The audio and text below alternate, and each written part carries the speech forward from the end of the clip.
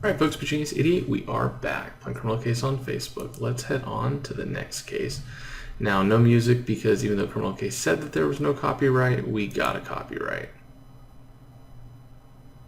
Ace, I can't believe I finally dealt with the decisive blow to dream life. Rosetta and her lead scientists are in jail for developing a mind-altering serum to render people docile and compliant. Yeah, unfortunately I got to experience that firsthand. Thank goodness we saw Prozane from distribution handed over the dome to the appropriate authorities. Sadly, our victory wasn't painless. Our dear friend Rupert and our unlikely ally Tony Marconi both lost their lives. And Jones had to deal with his girlfriend being driven to murder as a result of trauma. The chief had to put him on leave until he's fit to work again. Yeah, but Jones didn't resign from the force thanks to your unwavering support, Ace. I hope he'll be with us again, but now I'm more worried about Rosetta's parting words. What did she mean when she said we won the battle but not the war? And we never found out what Dream Life created the Protozane for. Well, that's why the chief wants us to look at Rosetta's past. We know she attended Grimsborough University as a young teen, and she founded Dream Life straight after graduation. Speaking of the university, Dean Donna Walker just called. She found a dead body at the university entrance. Yeah, your first priority will be solving the murder at the campus, but don't let Rosetta Pierre stray too far from your minds. Yeah, this is a gruesome murder. Gruesome.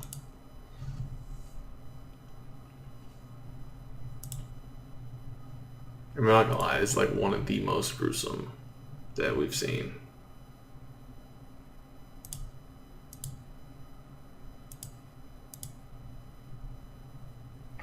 And good morning, everyone. I've been already up for 2 hours, so let's get going. My document's obviously going to be a clue. The half body is definitely going to be a clue. I feel okay, so I found pizza, this, globe, and radio. Boom! That is a star.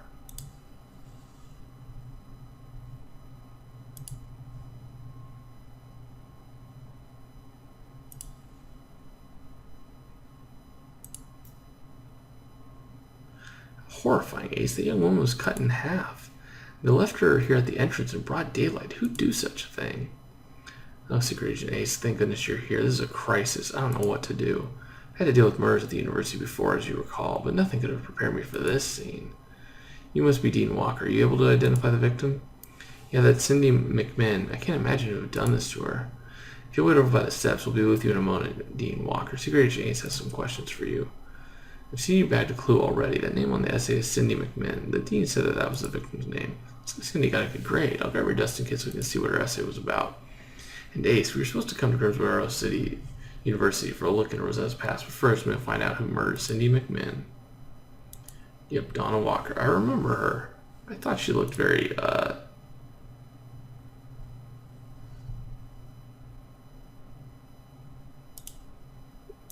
yeah, turn it off. Please, shielded floor. We're going to examine the faded paper first.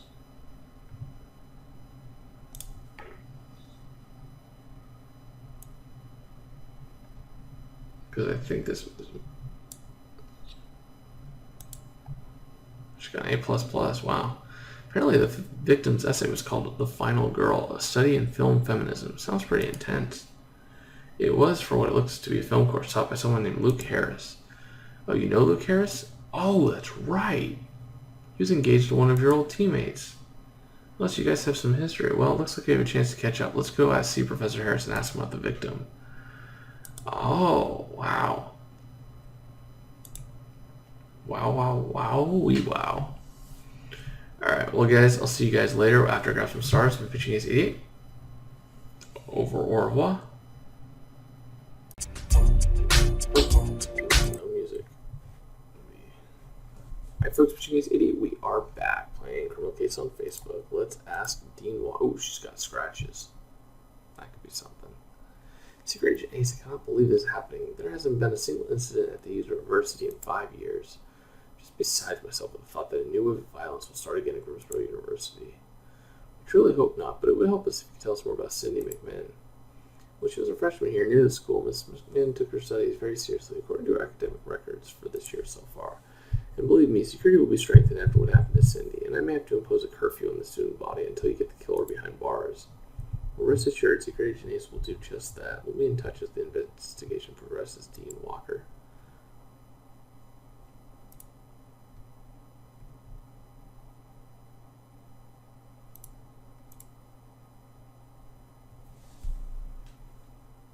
Hey, Secret Agent Ace. Long time no see.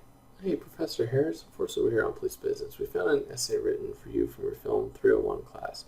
You give a very high grade to Cindy McMinn.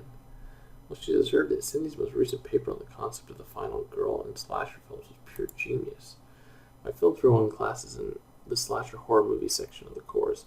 Gruesome slangs and pretty girls. And the final girl in those movies is the last girl alive. She's usually the one who rids the world of the evil killer. Unfortunately, that's not what happened to Cindy. She was murdered earlier. She was cut in half. Wait, for real? You know, Cindy was acting in a student film, a horror movie. She and the other students involved were shooting out on the island in the University Lake.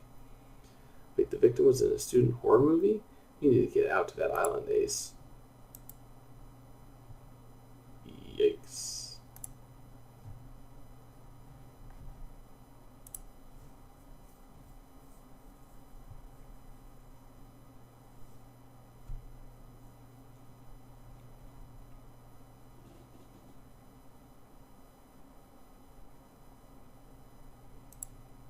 Everything's lagging now. We'll finish this off and then we'll fix it.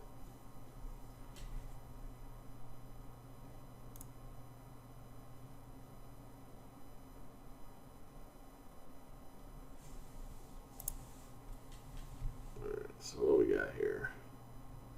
Potato chips, blue camera. Oh, the crate. It's also there, okay.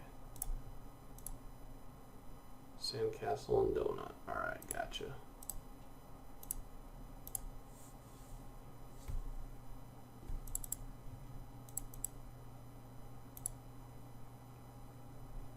Professor Harris said the victim was shooting a horror movie here. I wonder if anyone besides us is on the island.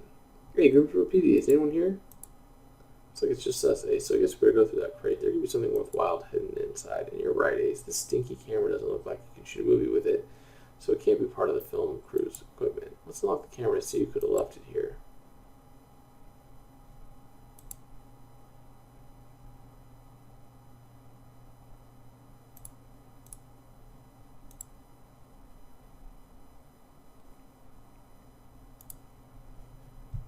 Yay.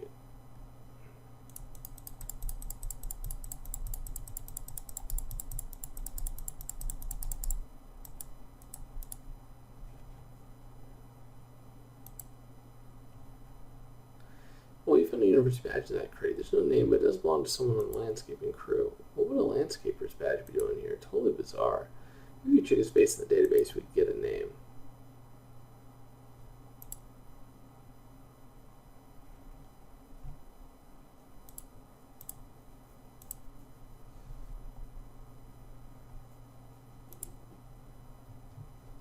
Of course, Codex. Of course.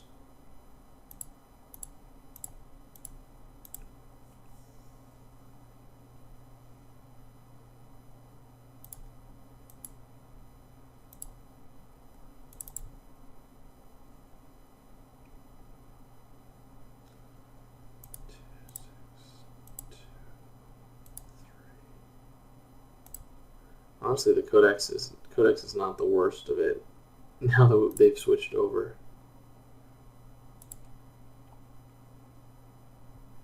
We usually unlock that dinky camera, but there's no way too many files on this thing. I think there's a project for Kathy.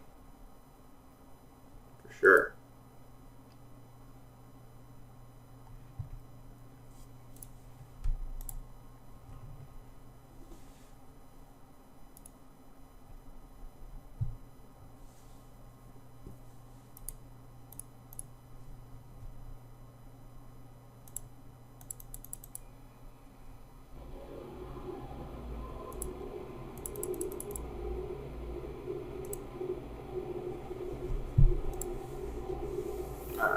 So the owner of this badge is one Gunnar Burns. He's the chief of the landscaping crew at Grimsborough University. We better go talk to Gunnar Burns and ask why this badge was on the set of the victim's latest film.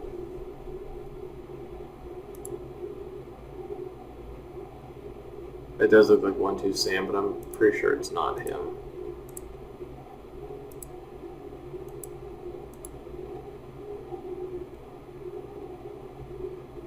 Gunnar Burns, you must be aware that a young student was murdered on campus, Cindy McMahon.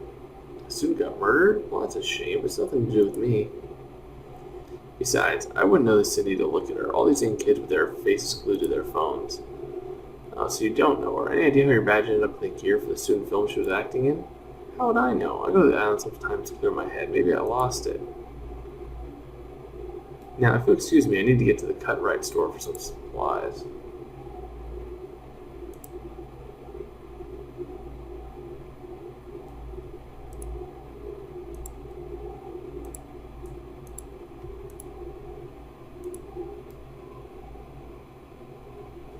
Hey Ace, this murder is right out of the 1970s horror movie. Cutting someone in half with a chainsaw is a classic horror film, Dad. Really, Martine? I had no idea you were such a fan of the genre. Well, I watched them for research. What can you tell us about the victim? Well, the laceration of the victim's torso was complete, going through the epidermis rectus. Thank you, Martine. You can spare us the details. Did you find anything else? Absolutamente. When the killer touched the victim's torso, they left traces of all the ingredients in chili. So the killer eats chili. Well, things are about to heat up for them with you on their trail.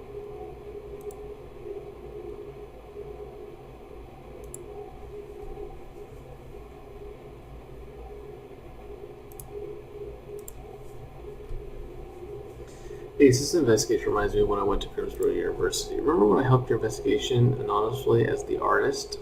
I definitely do. Those horrible murders back then. I'm sorry that this investigation brings back such bad memories, but we must press on. What was on the camera? Well, look at all the files on that dinky camera, and Ace, I'm warning you, what you're about to see is gruesome. What's this? Some sick joke? Why are you wearing that mask? Oh, can you talk? What the heck's wrong with you? Wait, what are you doing? Who are you? What? No. Oh my gosh. We just saw the murder with our own eyes. I'm afraid so, although it's unclear whether it was recorded by the killer on purpose or by accident. And with the mask and the contact lenses they wore to completely hide their face, I unfortunately can't tell you who they are. However, the camera brought other answers. The type of camera is specifically used to go underwater in addition to the murder, so there's a lot of underwater footage on the camera. The killer goes scuba diving a lot based on the footage. Well, good to know. So the killer likes to sink to the depths of the sea. I'm not sure they can sink any lower than what they did to murder Cindy McMahon. Hey, so I don't know about you, but even on this beautiful sunny day, this investigation is chilling me to the bone. We were supposed to come to Grimsborough University to look into Rosetta's time as a student. Instead, we found university freshman Cindy McMahon cut in half by a deranged person in a weird costume. To top it all off, we actually saw footage of the murder. It was one of the most disturbing things I've ever seen. Spoken with Dean Walker, Gunnar Burns, and another thing. Well, wait, what was that? I thought we were alone on the island. Whoever it is, they better not have a chainsaw. Grimsborough PD, hands up where we can see them. Go get them, Gloria. Go get them. Alright guys, I'll see you guys in Chapter 2. It's been Fishing Case 88. Over and out.